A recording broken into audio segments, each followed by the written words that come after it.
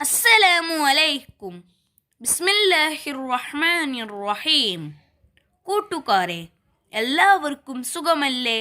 ഇന്നത്തെ വീഡിയോ എൻ്റെ പ്രിയപ്പെട്ട 7ാം ക്ലാസ്സിലെ കൂട്ടുകാർക്ക് വേണ്ടിയാണ്.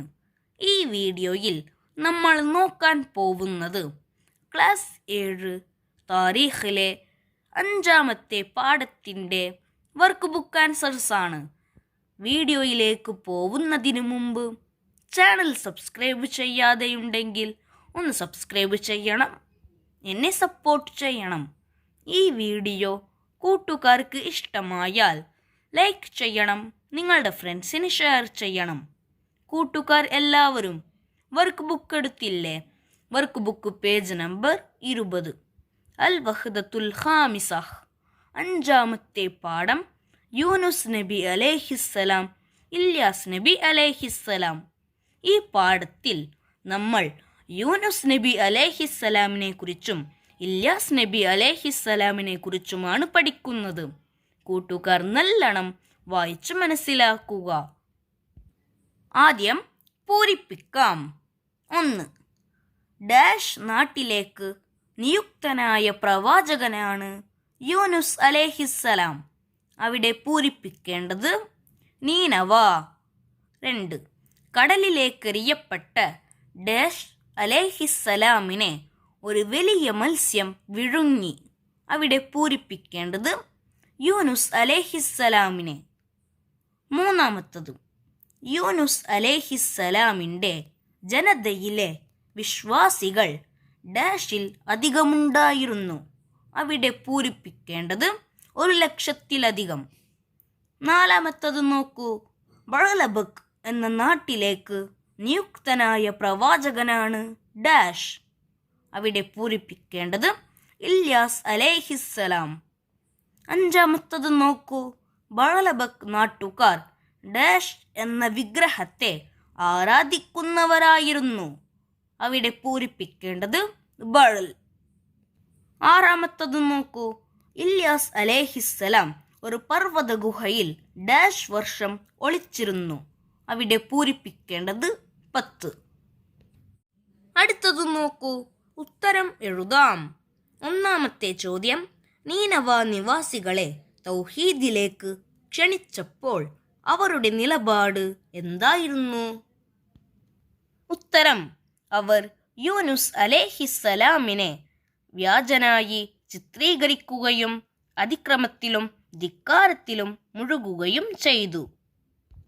2ാമത്തെ ചോദ്യം, അവരുടെ 2ാമത്തെ നിലപാട് എന്തായിരുന്നു? ഉത്തരം, അവർ വിശ്വാസികളായത് കാണാൻ അവരുടെ പ്രവാചകൻ തിരിച്ചു വന്നെങ്കിലെന്ന് അവർ ആഗ്രഹിച്ചു. അപ്പോഴാണ് യൂനുസ് അലൈഹിസ്സലാം ആഗതനായത്.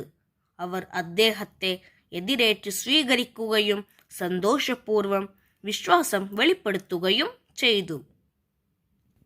3ാമത്തെ ചോദ്യം, അവരുടെ നിലപാട് മാറ്റത്തിൻ്റെ കാരണമെന്തായിരുന്നു? ഉത്തരം, അവരെ വിട്ടുപോരുമ്പോൾ 3 ദിവസത്തിനകം അവർക്ക് ശിക്ഷ വരുമെന്ന് യൂനുസ് അലൈഹിസ്സലാം അവരെ താക്കീത് ചെയ്തിട്ടുണ്ടായിരുന്നു. ഇരുട്ടും പുകയുമുള്ള കാർമേഘം അന്തരീക്ഷത്തിൽ കണ്ടപ്പോൾ അവരെല്ലാവരും മരുഭൂമിയിലേക്ക് പുറപ്പെട്ടു. മൃഗങ്ങളെയും കുട്ടികളെയും സ്ത്രീകളെയും പുറത്തിറക്കി. എന്നിട്ട് അവർ അല്ലാഹുവിലേക്ക് ഖേദിച്ചു മടങ്ങി. വർക്ക് ബുക്കിൽ 21ാമത്തെ പേജ് നോക്കൂ. 4ാമത്തെ ചോദ്യം, ഇല്യാസ് അലൈഹിസ്സലാം തൻ്റെ പ്രതിനിധിയാക്കി വസിയ്യത്ത് ചെയ്തത് ആരെ? ഉത്തരം, അൽ-അസർ അലൈഹിസ്സലാമിനെ. 5ാമത്തെ ചോദ്യം, ദുൽകിഫ്ലി അലൈഹിസ്സലാമിനെ തൻ്റെ പ്രതിനിധിയാക്കി ആര്? ഉത്തരം, അൽ-അസർ അലൈഹിസ്സലാം. 6ാമത്തെ ചോദ്യം, തൻ്റെ പ്രതിനിധിയുടെ മുമ്പിൽ അൽ-അസർ അലൈഹിസ്സലാം വെച്ച ഉപാധികൾ എന്തെല്ലാം? കൂട്ടുകാർ എല്ലാവരും കിതാബിൽ 27ാമത്തെ പേജ് എടുക്കൂ. അതിൽ അവസാനത്തെ വരി നോക്കൂ. പകൽ നോമ്പെടുക്കണം, അതുമുതൽ. അടുത്ത പേജിൽ 2ാമത്തെ വരി നോക്കൂ. ദുൽകിഫ്ലി അലൈഹിസ്സലാമിനെ പ്രതിനിധിയാക്കിയത്. അതുവരെ എഴുതണം. 6-ാമത്തെ ചോദ്യത്തിന്റെ ഉത്തരം: പകൽ നോമ്പെടുക്കണം, രാത്രി നിസ്കരിക്കണം, ദേഷ്യം പിടിക്കരുത് എന്നീ 3 ഉപാധികളോടെയാണ് അൽ അസർ അലൈഹിസ്സലാം ദുൽകിഫ്ലി അലൈഹിസ്സലാമിനെ പ്രതിനിധിയാക്കിയത്. അടുത്തത് നോക്കൂ. സന്ദർഭം വിവരിക്കുക. ലാ ഇലാഹ ഇല്ലാ അൻത സുബ്ഹാനക ഇന്നി കുന്തു മിനൽ ളാലിമീൻ. കടലിലേക്കെറിയപ്പെട്ട യൂനുസ് അലൈഹിസ്സലാമിനെ ഒരു വലിയ മത്സ്യം വിഴുങ്ങി. മത്സ്യഗർഭത്തിലെ ഇരുട്ടുകളിൽ കിടന്നുകൊണ്ടപ്പോൾ അദ്ദേഹം പ്രാർത്ഥിച്ചതാണിത്. അടുത്തത് നോക്കൂ. ചുരുക്കി വിവരിക്കാം. 1.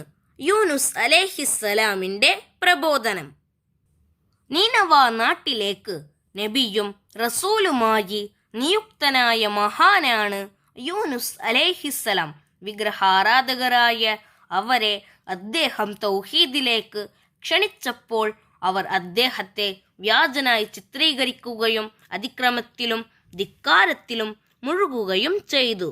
വർഷങ്ങളോളം ശ്രമം നടത്തിയിട്ടും അവരുടെ നിലപാടിൽ ഒരു മാറ്റവും ഇല്ലാതെ വന്നപ്പോൾ നിരാശനായ യൂനുസ് അലൈഹിസ്സലാം നാട് വിട്ടു. അവരെ വിട്ടുപോരുമ്പോൾ 3 ദിവസത്തിനകം അവർക്ക് ശിക്ഷ വരുമെന്ന് അവരെ താക്കീത് ചെയ്തിരുന്നു.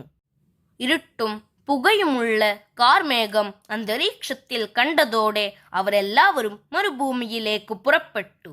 എന്നിട്ട് മൃഗങ്ങളെയും കുട്ടികളെയും സ്ത്രീകളെയും പുറത്തിറക്കി അവർ അള്ളാഹുവിലേക്ക് ഖേദിച്ച് മടങ്ങിക്കൊണ്ട് നിലവിളിച്ചു. അപ്പോൾ അള്ളാഹു തആല അവന്റെ കാരുണ്യത്തിന്റെ ചിറക് വിരിച്ച് അവരിൽ നിന്ന് ശിക്ഷാമേഘത്തെ ഉയർത്തി. അവർ തങ്ങളുടെ വീടുകളിലേക്ക് ശാന്തരായി മടങ്ങി. അവർ തങ്ങളുടെ പ്രവാചകൻ തിരിച്ചു വന്നെങ്കിലെന്ന് ആഗ്രഹിച്ചു. അപ്പോൾ യൂനുസ് അലൈഹിസ്സലാം ആഗതനായി. അവർ അദ്ദേഹത്തെ എതിരേറ്റു സ്വീകരിക്കുകയും സന്തോഷപൂർവ്വം വിശ്വാസം വെളിപ്പെടുത്തുകയും ചെയ്തു.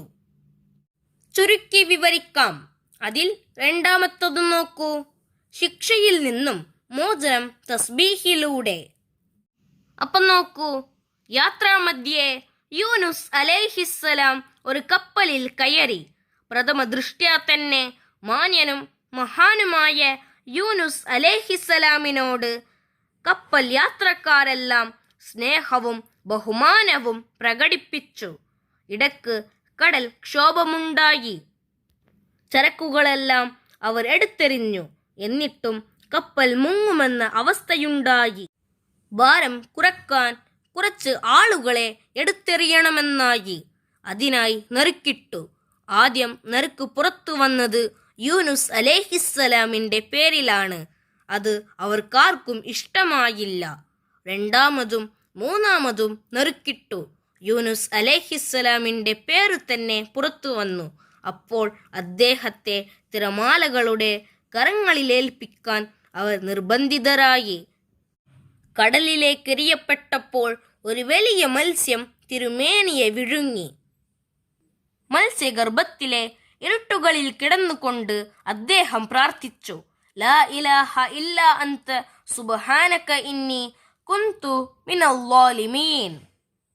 നീയല്ലാതെ ആരാധ്യനില്ല, നീ പരിശുദ്ധനത്രേ, ഞാൻ ആത്മദ്രോഹികളുടെ കൂട്ടത്തിൽ പെട്ടുപോയി.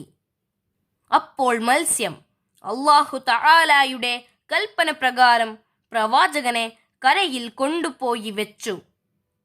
ഇതോടെ ഈ പാഠത്തിന്റെ വർക്ക് ബുക്ക് ആൻസേഴ്സ് കഴിഞ്ഞു. കൂട്ടുകാർക്ക് ഈ പാഠത്തിന്റെ വർക്ക് ബുക്ക് ആൻസേഴ്സ് മനസ്സിലായില്ലേ? ഇൻഷാ അല്ലാഹ് അടുത്ത സബ്ജക്റ്റുമായി നമുക്ക് വീണ്ടും കാണാം. അപ്പോൾ എല്ലാവർക്കും അസ്സലാമു അലൈക്കും വറഹ്മത്തുള്ളാഹി തആല വബറകാതുഹു.